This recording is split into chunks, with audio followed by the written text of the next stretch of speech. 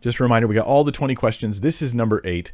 Stephen with Passenger Ministries asks, "Hey, Mike, thanks for your ministry. It's helped me a ton." I'm very happy to hear that, Stephen. Like, seriously, that thrills me to know that this stuff actually practically helps and impacts your guys' lives. All credit to God and his wonderful word. What is the best way to read Numbers? What's some really cool stuff about it and how it ties to Jesus? Thank you.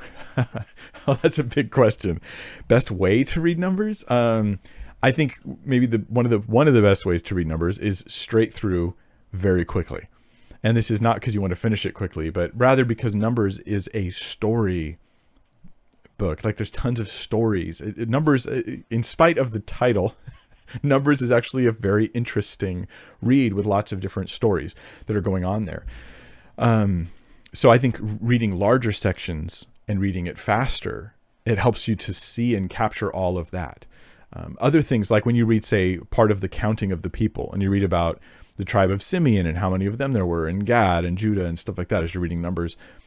When I'm in a genealogy in the Bible, I like to ask myself if I recognize these names and remind myself of some of the stories associated with them.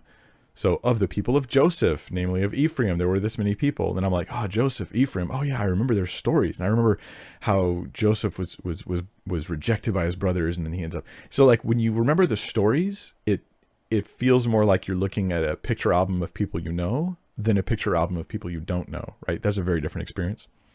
Albums of people I know, it reminds me. But when I don't know them, that's like reading a genealogy and you don't know any of the people.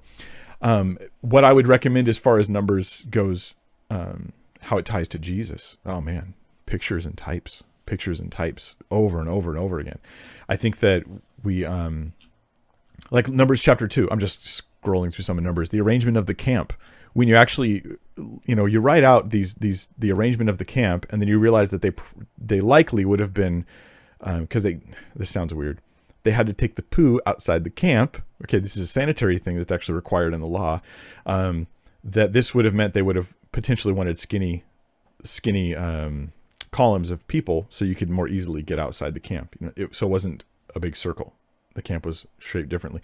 It may well be that the camp was shaped as a cross. I know that sounds cool and like too convenient, but it's actually plausible. I'll put it that way.